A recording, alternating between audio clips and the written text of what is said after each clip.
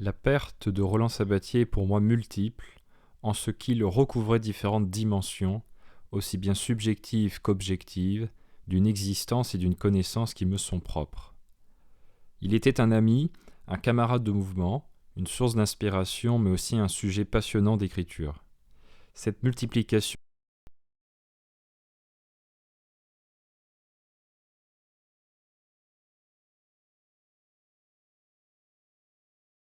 effectuée à son égard m'oblige, ici, à aborder brièvement quelques-uns de ces aspects, afin de rendre hommage à sa personne et surtout à ce qu'elle a su accomplir. J'ai connu Roland Sabatier dans la dernière décennie de son existence, et en tant qu'artiste, ma dette à son égard est immense. Il m'a appris ce qu'était la fermeté d'une position pratique et théorique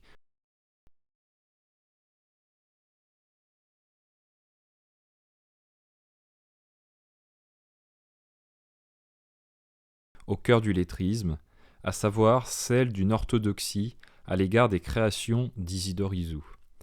Il n'est pas peu dire que Roland, c'était un pur et dur. Il était quelquefois sans concession et n'hésitait pas à se montrer ferme avec ce qui lui semblait incohérent, dénué d'intérêt ou tout simplement faux, en particulier avec ses proches. Mais ce que l'on nommait de dire, c'est qu'il était aussi pur dans sa dureté, et que cette dureté, inhérente à une existence vouée à la création, à défendre le lettrisme, il se l'appliquait indéniablement à lui-même. Lui qui restait si modeste à l'égard de ce qu'il avait réalisé, aussi bien artistiquement que théoriquement, il maintenait souvent une suspension de jugement à ce sujet. Se considérant lui-même, je le cite, comme un disciple d'Isidore Isou, il avait sans doute des réserves quant à prétendre à certaines grandes inventions ou découvertes. Il est l'exemple même de l'être qui a su rester en place, à sa place même, en évitant le plus possible de tricher, de mentir ou de se tromper. Par cet aspect, Roland Sabatier reste un modèle exemplaire d'orthodoxie. Rares sont les êtres à avoir su s'accepter, comme lui l'a fait, en tant que disciple, avec tout ce que cela implique sur le plan spirituel et matériel. Toutefois, selon moi, ce qu'il a oublié de dire, c'est qu'il était un disciple créateur. En effet, ce que le monde méconnaît encore aujourd'hui, et que quelques-uns savent, c'est que Roland Sabatier était le grand fossoyeur des arts, du théâtre à l'architecture, en passant par le cinéma, la photographie, le lettrisme sonore, l'estapéirisme, le supertemporel, divers moyens de réalisation et, surtout, l'hypergraphie ou l'art de la super-écriture. De la polythanasie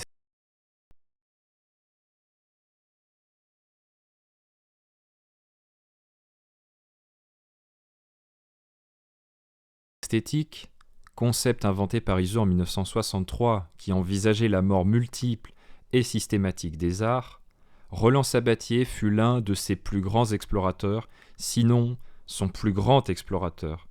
Et cela sans jamais céder une seule fois à cette idée que l'art pouvait totalement mourir, idée totalisante et anticulturelle que les lettristes ont constamment combattue. Bien que la mise à mort occupe une place centrale dans l'œuvre artistique sabatérienne, celle-ci n'est pourtant ni morbide, ni nihiliste, ni mortifère. En réalité, cette partie de son œuvre ressemble à une fête permanente, une célébration joyeuse de la fin des mondes émouvants. Quiconque a vu son hypergraphie type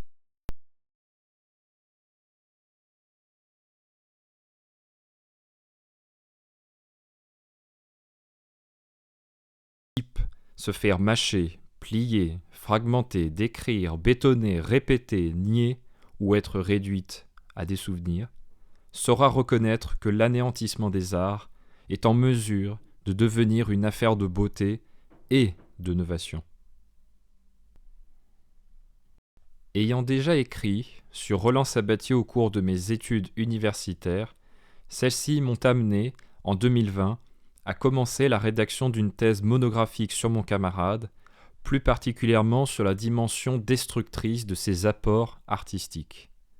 À l'égard de ce travail, il ne cachait pas son enthousiasme et m'a, comme souvent, apporter un soutien indéfectible. L'avant-dernière fois où nous nous sommes vus, il a par ailleurs énoncé une phrase qui m'honore. « Il n'y a que toi pour faire ce travail. Je ne vois personne d'autre. »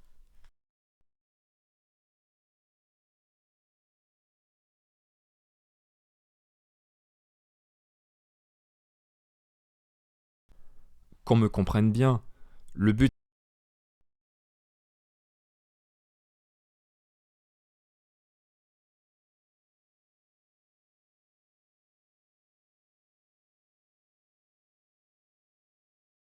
n'est pas ici de me jeter des fleurs mortuaires, mais de mettre en évidence un fait rare, à savoir la pleine confiance qu'un artiste donne à un autre quant à sa capacité à rendre compte et à défendre, avec toute la rigueur requise, de la partie la plus importante de son œuvre. À partir des créations que mon camarade a accomplies dans ce secteur, ou plutôt grâce à elles, je me tenterai à approfondir la polythanasie artistique sur un plan théorique.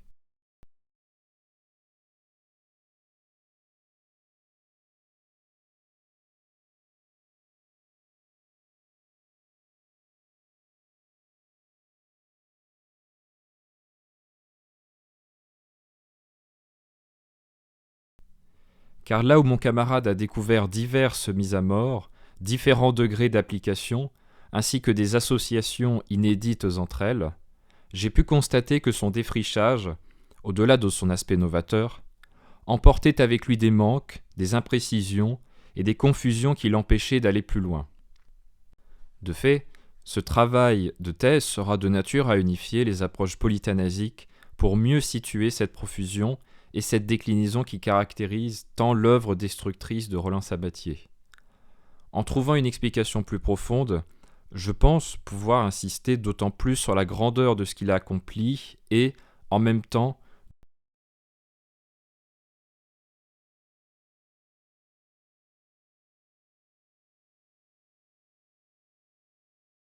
d'ouvrir d'autres explorations dans ce territoire. D'ailleurs, à partir d'une première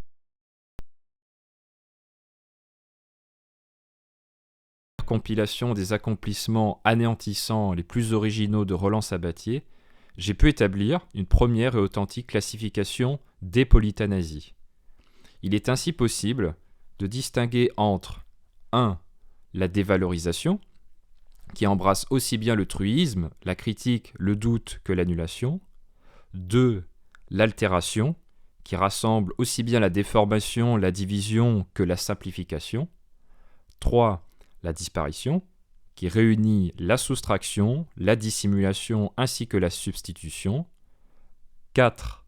L'irréalisation ou le non-accomplissement de l'œuvre d'art, qui embrasse aussi bien l'inachèvement, le détournement ou l'intention, bref, toutes les manières de ne pas faire l'œuvre. Et 5. Les associations de ces mises à mort, de la simple juxtaposition de destruction jusqu'à des polythanasies de polythanasie, ou ce que mon camarade nommait des superpositions de polythanasie. Évidemment, chacune de ces grandes catégories et sous-catégories sera explicitée, justifiée, en prenant appui sur la cladologie, l'esthétique, ainsi que sur une nouvelle définition du néant étendue à toute la culture et l'existence. On peut le constater, cette thèse sur Roland Sabatier reste encore en cours. Et mon chagrin fut immense à l'annonce de son décès, surtout à l'idée de ne pouvoir lui montrer en quoi son œuvre était belle, en quoi son œuvre était destinée à rejoindre ce musée idéal des créateurs, et surtout, en quoi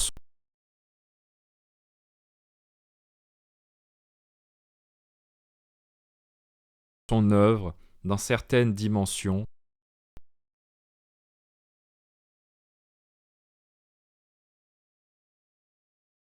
allait parfois au-devant de celle de son maître, Isidore Isou. Lui dire cela, comme peut-être tant d'autres, je l'ai déjà fait, et cela lui faisait plaisir. Mais l'écrire possède une permanence qui lie le sujet qui écrit et l'objet sur lequel il écrit à jamais. Quoi qu'il en soit, j'honorerai sa parole du mieux que je pourrai. Maintenant que Roland Sabatier n'est plus là, il m'apparaît comme un être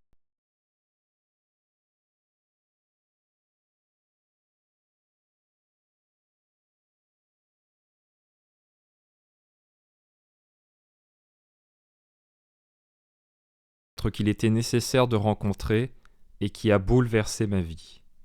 Il m'apparaît aussi comme une personne à connaître, à apprécier, à admirer, avant d'avancer personnellement plus loin dans le savoir et la vie, et pas seulement dans l'art. Comme tout créateur,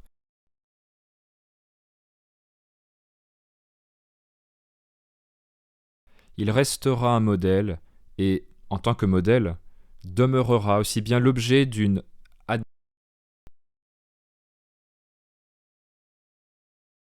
admiration continue qu'une source de dépassement futur. Dans les années futures, nos discussions me reviendront certainement par vagues, car celles-ci étaient souvent animées, riches, passionnantes. Si je ne manquais pas de faire des éloges quant à ces œuvres destructrices ou alors imaginaires, je m'amusais aussi quelquefois à le chercher, à lui dire ce qui clochait dans les théories isouyennes, ou alors dans ses propres créations artistiques. En réponse, il me témoignait aussi bien sa curiosité, son silence, que son appréciation. D'autres fois, il était agacé et en désaccord. Il me disait souvent que je cherchais des poux à Isou, et que mes critiques s'attardaient sur des détails insignifiants. Mais quand ces détails et ces poux s'accumulent, je crois qu'il y a de quoi se gratter la tête. À mon sens, un manque ou défaut en apparence insignifiant peut être en mesure de constituer,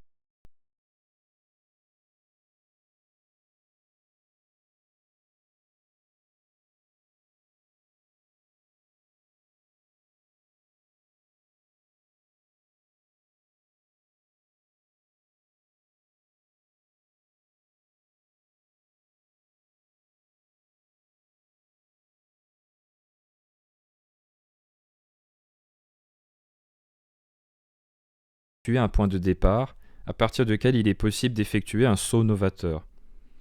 Et si la petite erreur peut impliquer une création plus grande et meilleure, il n'y a au fond aucun détail insignifiant. À force de converser avec lui ces dernières années, plusieurs désaccords ont germé entre lui et moi, notamment quant à la vision que l'on avait de l'art, comme du futur du lettrisme ou de l'hypercréatisme en général. En effet, l'orthodoxie qu'il a défendue jusqu'à sa mort, et qui constitue une facette incontournable, nécessaire de cette avant-garde, cette orthodoxie, dis-je, ne me paraît plus une conception suffisante pour aller plus loin, c'est-à-dire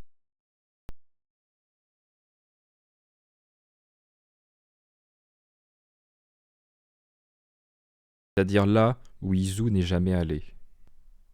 Tout ce que je dis n'est aucunement négatif et n'entache aucunement les mérites de mon camarade. Et le désaccord n'implique pas forcément la désunion ou la déchirure entre individus, surtout dans la conquête novatrice. Elle affirme plutôt une distance, un trait d'éloignement, qui doit, autant que possible, être orienté vers le paradis. Et il est une évidence que, dans les désaccords avec un autre créateur, il est possible de voir d'autres créations. Au fond, j'estime que c'est l'un des présents les plus précieux que m'a apporté, consciemment ou pas, mon camarade Sabatier. Pour finir par le commencement, je voudrais citer une phrase qu'il m'a adressée peu après avoir intégré le groupe Lettriste en 2013 et qui sans doute a été prononcée à d'autres individus. À présent, tu dois comprendre que nous sommes camarades, mais aussi que nous sommes concurrents dans la création. Tu peux me dépasser, je peux te dépasser, et ainsi de suite. Qu'un homme de 70 ans comme Roland ait dit cela à un gamin de 20 ans comme moi montre bien qu'il avait une attache véritable avec la jeunesse et la promesse qu'elle pouvait porter. Au terme de cette décennie à ses côtés, du mieux qu'il a pu, il a su m'apporter de l'aide, et en parallèle, j'espère sincèrement lui avoir apporté la mienne, en nous soumettant, respectivement, à l'éthique des créateurs. Aujourd'hui, tu n'es plus là, Roland, mais je ne peux m'empêcher de ressentir une immense gratitude quant à ces quelques années passées en ta compagnie en tant que camarade. Merci beaucoup, Roland.